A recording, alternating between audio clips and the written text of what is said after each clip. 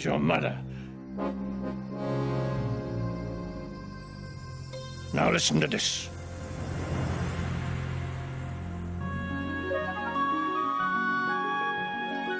Once upon a time in the land of handsome princes, noble kings, and beautiful princesses, there also lived a wicked witch,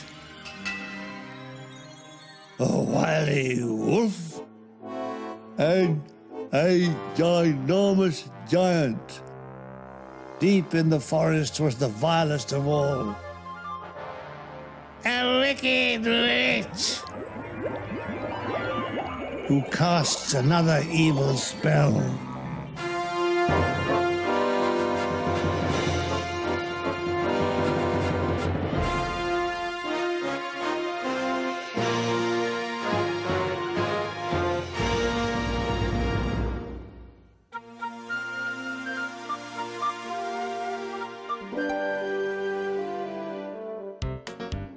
Many years ago, there was an orphan called Dick Whittington.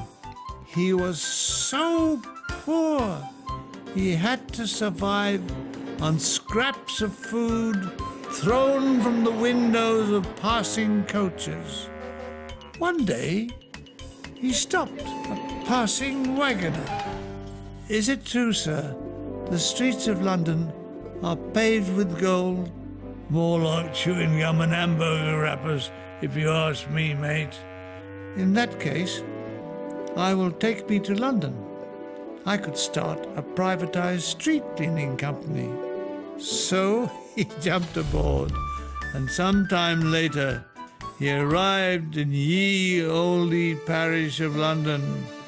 And indeed, ye streets were not paved with gold, nor silver, but with ye muddy brown, and ye streets stunk to high heaven, and ye laddie Whittington passed out in a doorway.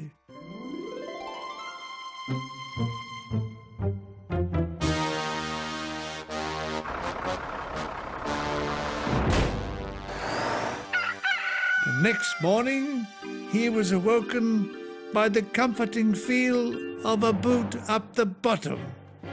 The owner of the boot was the cook, an old witch.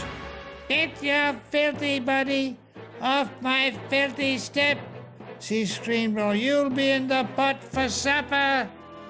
"But I need some food," begged Dick. "Then you've come to the wrong person. I'm a cook. Now clear off before I have your guts for garters." Just at that moment, fate took a hand and a leg in the person of the house owner, Mr. Fitzlightly. "Go back to your pots and pans, you old witch. I will find some employment for the boy," he said kindly. And so it was that Dick was found jobs around the house for a generous wage of 1p a week. But all day long, the witch scolded him so much that Mr. Fitzlightly's daughter, Alice, told her father how cruel the cook was being. "And her cooking is terrible," the witch was told by the master, but it made little difference. Dick's life was a misery. Even at night, he could get no sleep because rats and mice ran all over his bed. "I need a cat," he said after another sleepless night. "I could rent you mine for a penny a week. She's a good mouser." And she certainly was, because they had rat and mouse pie almost every day. So Dick agreed to the onerous terms of the contract.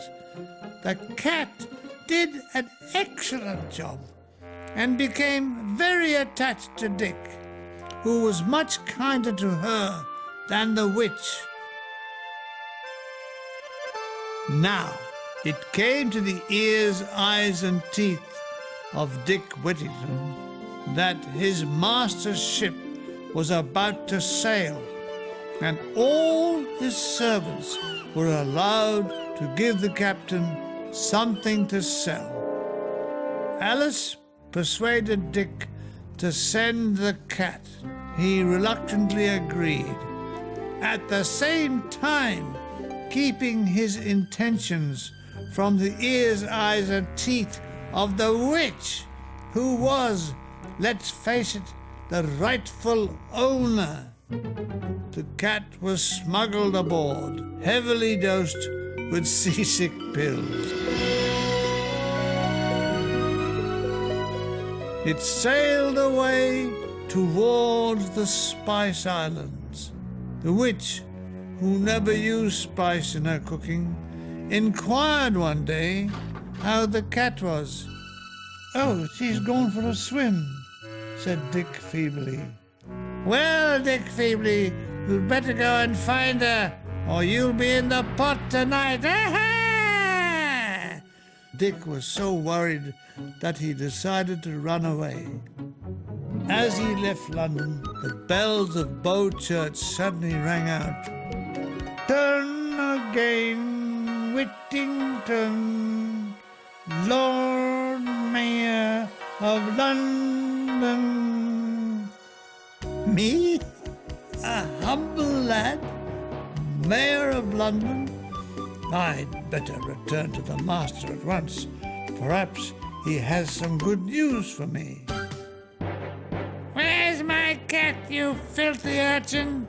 If she's lost, I shall boil you up with mouse tails and rats' heads. You'll do no such thing, boomed the voice of the master. Mr. Whittington, please be kind enough to come to my study. I've some wonderful news for you.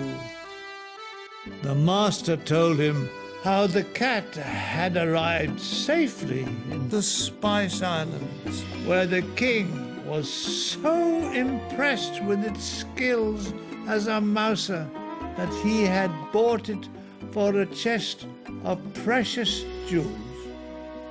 These are for you. And the cat had kittens, so one of them is also for you.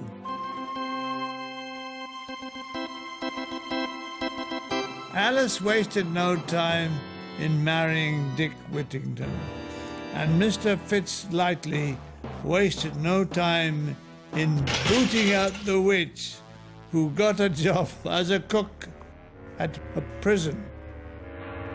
The Home Secretary's answer to the prison population was solved at a stroke. As for Dick Whittington, he did become Mayor of London 3 times.